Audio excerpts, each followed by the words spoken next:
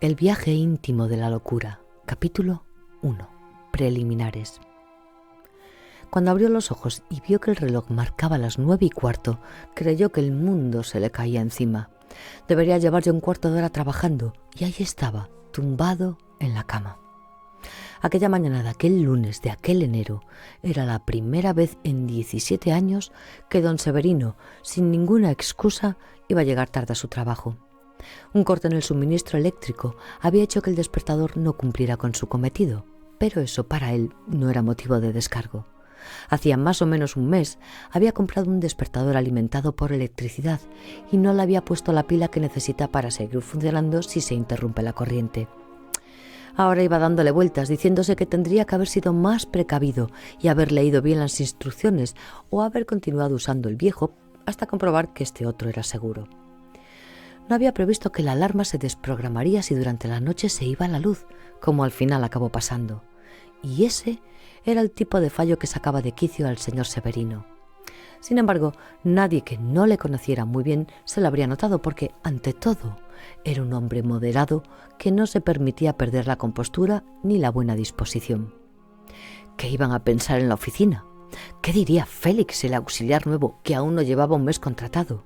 Y Mariano, el oficial mayor que en tantos años no había tenido motivo de queja, y ahora, ¡qué vergüenza! No podría entrar en la notaría con la cabeza alta nunca más. Y esto solo es una muestra de los reproches con que don Severino, de camino a su despacho, iba atormentándose. Era su forma de ser. No admitía esa clase de faltas en los demás, ni mucho menos en él. El primero había sido el portero. Se había asombrado tanto de verlo llegar tarde que no logró contenerse y no preguntarle si se encontraba bien. ¿Será posible? ¿Cómo iba a encontrarse bien?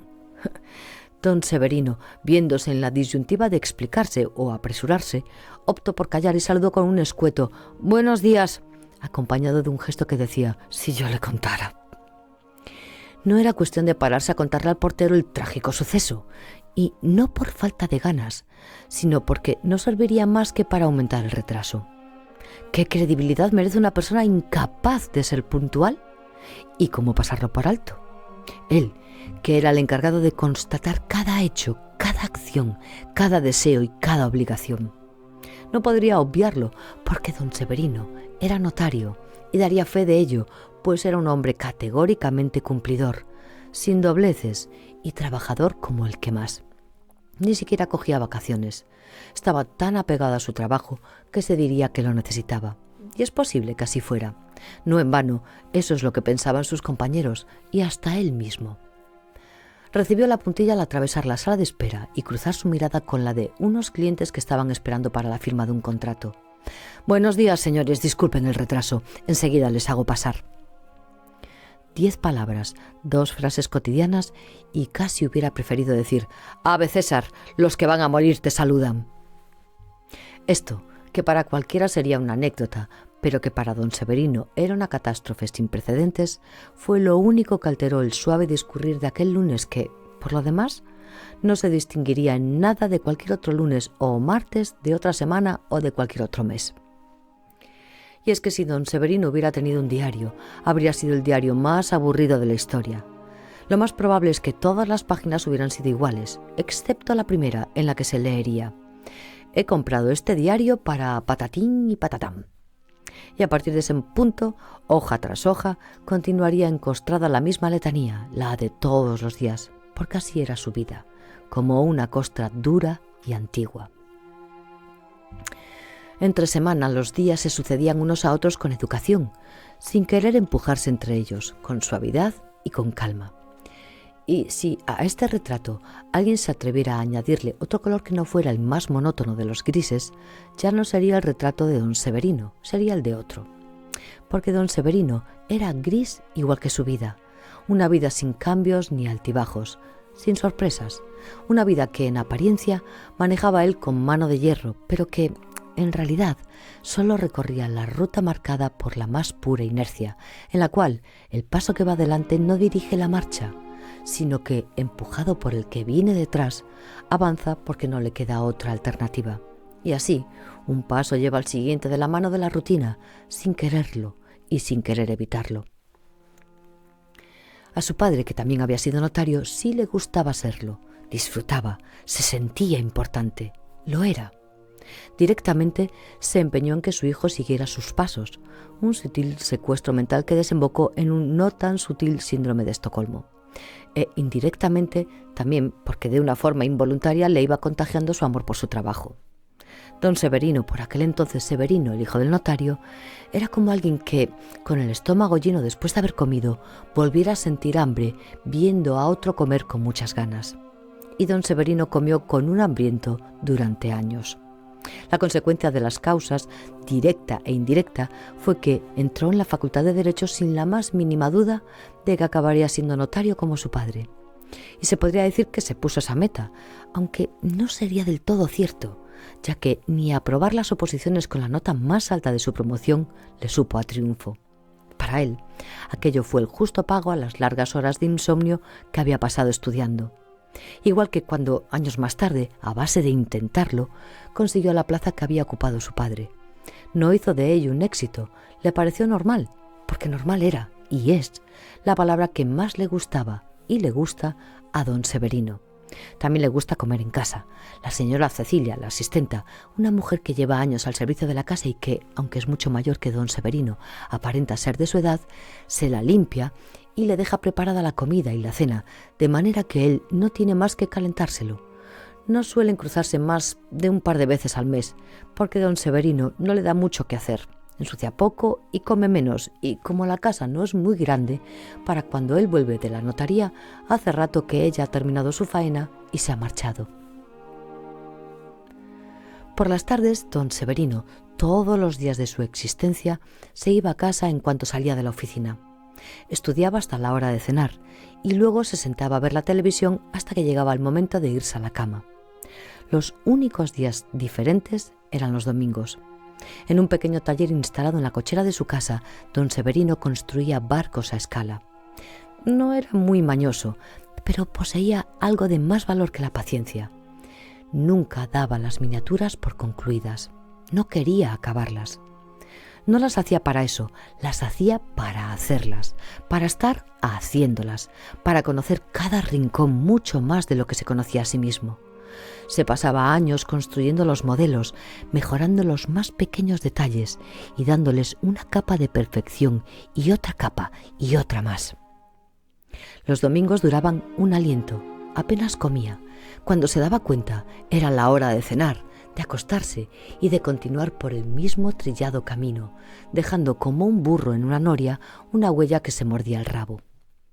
Pero esto a don Severino no le importaba porque nunca lo había pensado.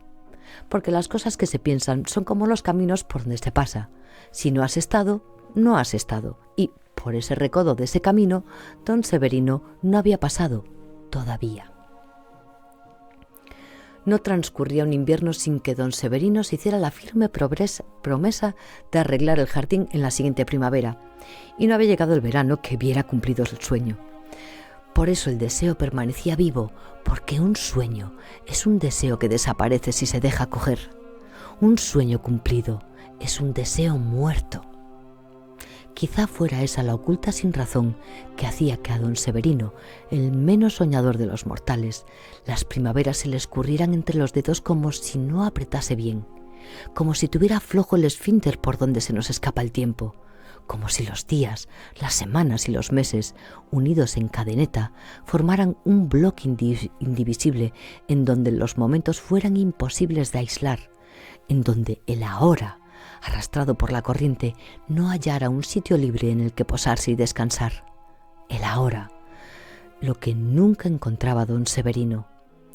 El ahora de cada cosa, porque todo consta de un siempre y de una hora. Pero don Severino solo tenía un siempre. Más que vivir, don Severino estaba. O estaba trabajando, o estaba en casa estudiando, o estaba yendo al trabajo, o estaba, como ahora, volviendo de misa. Sí, de misa. Don Severino los domingos iba a misa, siempre había ido. De pequeño con sus padres y de mayor, ya sin padres, había seguido yendo por pura costumbre. Nunca se había planteado dejar de ir. Sin embargo, algunas veces le parecía que le quitaba tiempo para dedicarse a su vicio de los domingos. Por eso iba tan temprano, para no interrumpirse y poder ponerse al tajo cuanto antes. Y en ese momento los pies de don Severino cruzaban el jardín sin encontrar el ahora, y por su cabeza rondaba la misma promesa de todos los inviernos sin detenerse siquiera, dejándose pensar, pero sin dejarse atrapar, sin aparcarse ni un momentito en aquella cabeza congestionada de leyes y de costumbres, en donde la continuidad era indispensable para que la vida siguiera fluyendo, funcionando, estando. En cambio, enfrente de su galeón, siempre a medio terminar, don Severino se encontraba con el ahora. Un encuentro fugaz, del que no era consciente hasta que miraba el reloj y decía: bueno, ahora sí que me tengo que ir a acostar. Pero entonces era demasiado tarde, porque la continuidad se había llevado el momento. Y es que aquel barco llevaba grabado desde la proa hasta la popa un siempre con mayúsculas que no dejaba ver el ahora, como cuando los árboles no dejan ver el bosque. Y como en un árbol en el que, por muy deprisa que crezca, es imposible percibir ningún movimiento, así transcurría la vida de don Severino, sin que pudiera apreciarse nunca la menor variación. Y de este modo se le había pasado el domingo, como pasa una película que no está viendo nadie.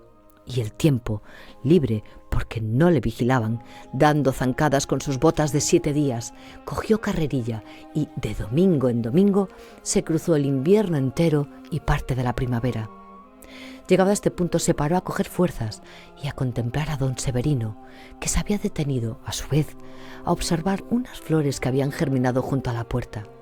Pero fue solo un instante, y de la siguiente carrera atravesó el verano, el otoño, y ya estamos de nuevo en invierno, y todo continúa exactamente igual. Es domingo, y don Severino vuelve de misa, entra en casa, cruza el jardín, se cambia de ropa, y en otro tironcito del tiempo mira el reloj y dice: bueno, ahora sí que me tengo que ir a acostar.